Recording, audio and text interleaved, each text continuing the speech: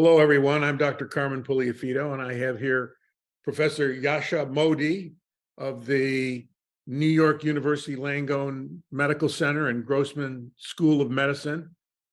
Yasha, welcome back to Retina Synthesis. Thank you, Dr. Puliafito. It's great to be back here. We got lots of positive feedback about your discussion about vein occlusion.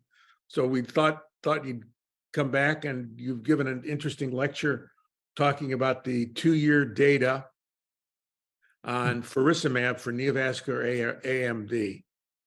So what's the bottom line before we talk about the study? Of course. Well, I think the talk was really combining not only just the 2-year data of Tenaya and Lucerne, which are the registration studies that got Faricimab FDA approved for neovascular AMD, but also sort of combining the real world evidence to sort of say, well, what are the top line conclusions in the use of Faricimab? What do we know about durability? What do we know about efficacy? What do we know about safety? And then a little bit of data about switching, even though that level of evidence is really quite low. So tell us a little bit about Tenaya and Lucerne. So, Tenaya and Lucerne were studies that looked at especially comparing Faricimab to what is sort of the established FDA-approved standard of care, which is Eylea. And in the Eylea arm, remember, they're going to stay, after loading doses, they're going to stay on every 8-week dosing. Now, in the Tenaya and Lucerne study, they did something that was kind of interesting. In the first year, they essentially had disease assessments, and that was typically after their loading doses, typically 20 or 24 weeks. And if they had no fluid at 20 weeks, then they went out to 24 weeks. And then if they had no fluid at 24 weeks, they were in what's called the 16-week arm. So they immediately went to 16 weeks. If they had fluid at earlier time points, they either dropped down to the 12 or 8-week arms. So you have an 8, a 12, a 16-week arm. And then you have basically Eylea trucking along at every 8 weeks. And that was for the first year. And then it ultimately swapped over where they combined all 3 of those 8, 12, and 16 arms in Faricimab. And then they followed them out, which is what's called the sort of PTI arm, which is essentially a modified treat and extend. Meaning if those in the 8-week arm were doing really well, they would then be extended at 4-week increments. And if they were doing worse, they would be shortened at 4-week increments. So kind of how we do it in clinical practice, except the extension study was longer. It was 4 weeks rather than what most of us probably do, which is 2 weeks. So these are treatment-naive eyes? Treatment-naive eyes, that's correct. And it's really important when you think about this data, it's not designed to compare apples to apples, Faricimab or Vabysmo versus Eylea. This is a study to get Faricimab FDA approved through the sort of surrogate of increased durability. And by saying that there's increased durability, then that would basically diminish the number of injections, decrease the number of total injections performed over a year, hopefully decrease the incredible health burden associated with these injections. That is cost, that is patients and family members coming to the office. And obviously just make it a more pleasurable experience for patients to get sort of continuous treatment, but less frequently. So how many loading doses were there in the study? It's a great question. I want to say, I don't quote me on this. I think it was about 4 loading doses, it was 3 or 4 loading doses. That sort of was basically to sort of map out to the Eylea one. And even though they had asymmetric number of loading doses, they didn't have the same number of loading doses. That's why they averaged their time points. So when you look at one of the things that I think was really awesome about the Genentech study and the Roche study was that they averaged the outcome at 3 separate time points. So that's what constituted the 1-year time point. Because remember, you have people getting injections every 8, 12, and 16 weeks, and at this window of time at the 1-year primary endpoint. But it may be that one person is really far away from the injection and one is really close to the injection. So the central subfield thickness of somebody who recently got an injection is naturally going to look way better than somebody who's going to be further away. And so they average 3 separate time points to make it a more meaningful average. And that sort of offsets the asymmetry of the loading doses and then the asymmetry of the study arms. Yeah. So what is the reasonable expectation of the percentage of our patients that might be able to be dosed at 4-month intervals? Yeah. So, as probably everybody has seen, and as every retina specialist has had patients come in and talk to them and be like, hey, I want that 4-month drug because of the commercials. What we know is that at 1 year, it's just over 50% of patients get out to 16 weeks. And now, remember, that's a really short window of time. You either had to kind of go out in the sort of extension arm and sort of stay there, or in the second year, you'd go out in the PTI arm, and that was over 60% of patients. So, I mean, that's incredible, incredible durability. But when you look at the flip side of that, if you look at those who stayed in the 8-week arm, that was just about 20%. And if you look at year 2, it was just also about 20%, which means that macular degeneration exudative AMD is a remarkably heterogeneous disease. You have some patients who are going to need injections probably even more frequently than every 8 weeks. It was not allowed in Tenaya and Lucerne, so you couldn't give it in a window less than 8 weeks. So it was only 8 weeks, but probably some of those patients needed it every 4 or 6 weeks. We don't know the answer to that. Mhm. And then you had the majority of patients out to every 16 weeks. And if you look at those who are getting it every 12 or 16, that was over 3/4 of the population of patients in the study, which is kind of remarkable. Mhm. So after the loading doses, how do we proceed in treatment? So in the study, it was basically by a disease assessment and then an extension. So they came in every month, and then they were extended either out to 8, 12, or 16, and then they sort of trucked along unless they got worse, and then their interval was shortened. So they were allowed to shorten the interval, but it was really in the beginning after the loading doses that the interval was determined. Now, in the real world, I don't know anybody who's actually following the protocol of the Tenaya Lucerne 1 year in real practice. And quite frankly, I also don't know that many patients or many physicians who are going out to every 4-week extensions. I think we're a little gun shy. If you think about Tenaya and Lucerne, they have to show durability. And that's what's going to get the drug FDA approved. In the real world, when we go out too far, there are consequences to individuals where they may get hurt. And we've all seen patients where we've extended the interval too far, then we've shortened that interval, but in that interim, maybe they've lost a little bit of vision. And so I think naturally, retinal specialists are going to be a little bit more cautious than an FDA registration trial. Remember, when you're looking at the primary endpoint, you're looking at the primary endpoint of a population. And then when we're in clinic, we're looking at the primary endpoint of a human being in front of us. And so I think it's not unreasonable to be a little bit conservative. But when I start thinking about patients who are doing really, really well after 4 weeks with Faricimab, maybe I'll go out to 8 weeks, and then I'll start cutting it down. I'll go out to like maybe 10 weeks, then 12 weeks, 14, and then 16.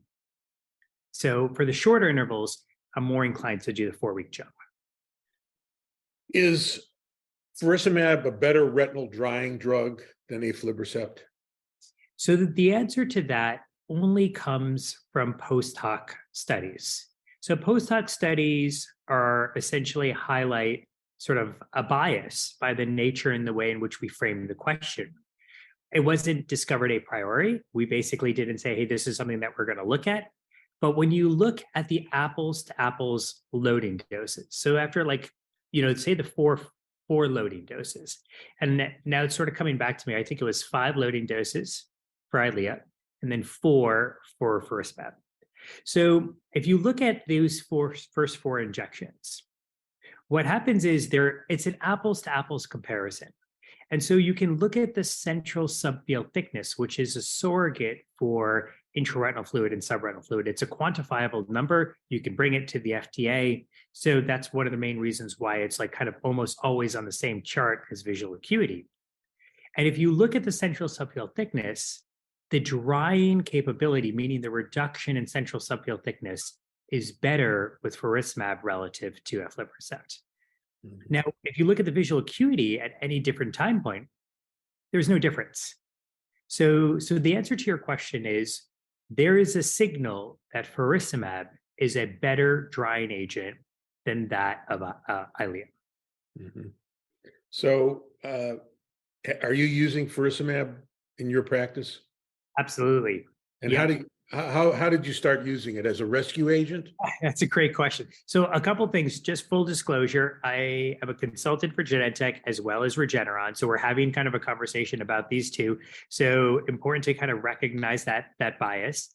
And I think, I primarily treat everybody just because of the societal costs. I'm still a Avastin first individual.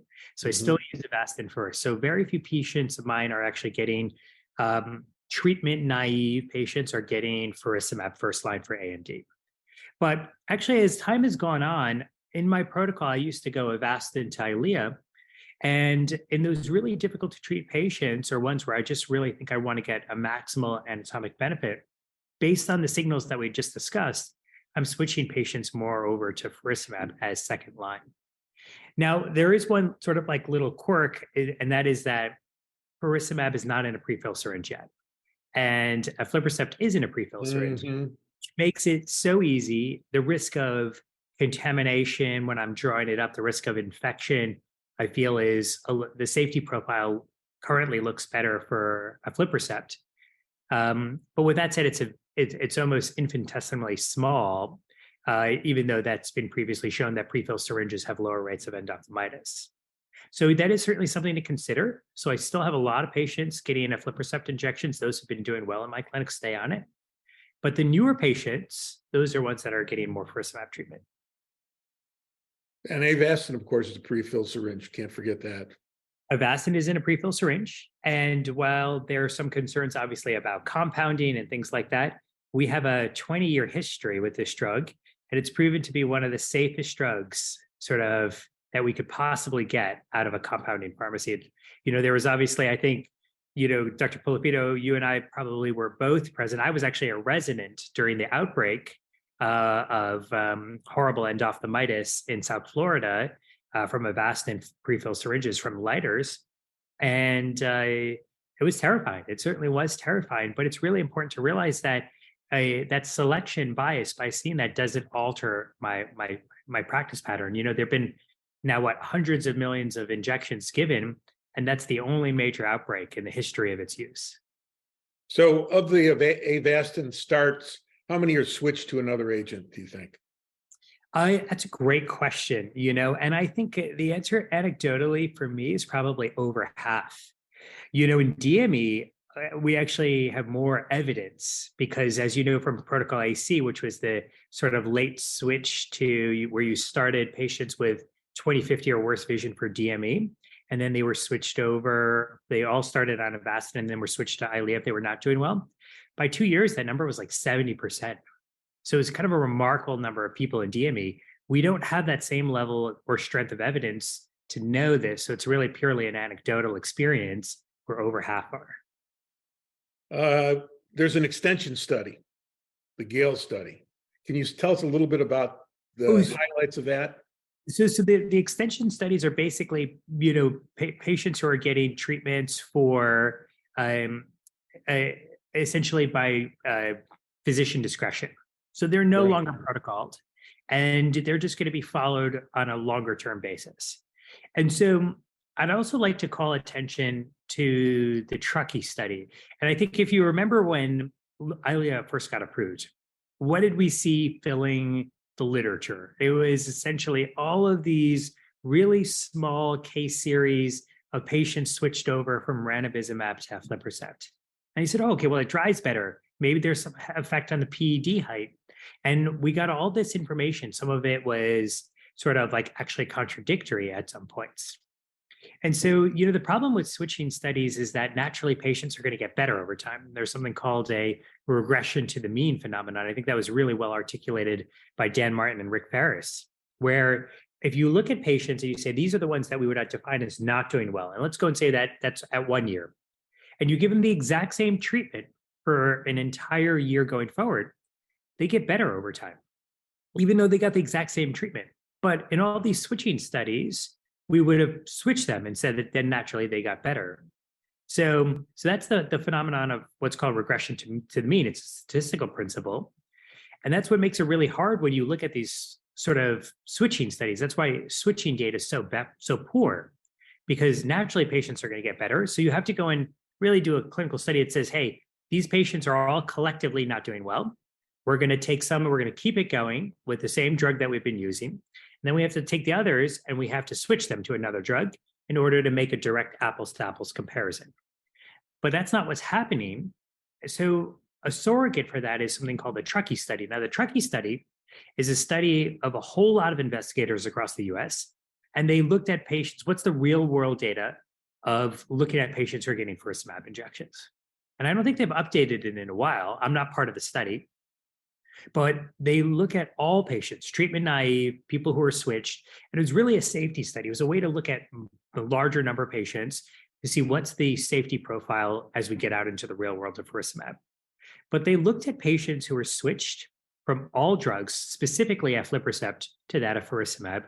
And what we see is that the central subfield thickness does decline, as does the PED height, but the visual acuity is effectively the same. So we're sort of seeing recapitulating results, whether they're treatment naive in TENAI and Lucerne, and then on the other hand, in the Truckee study, where you can get an anatomic benefit from faricimab, but the visual acuity effect is identical for the two drugs. Well, this has been a very interesting discussion. More to come about faricimab.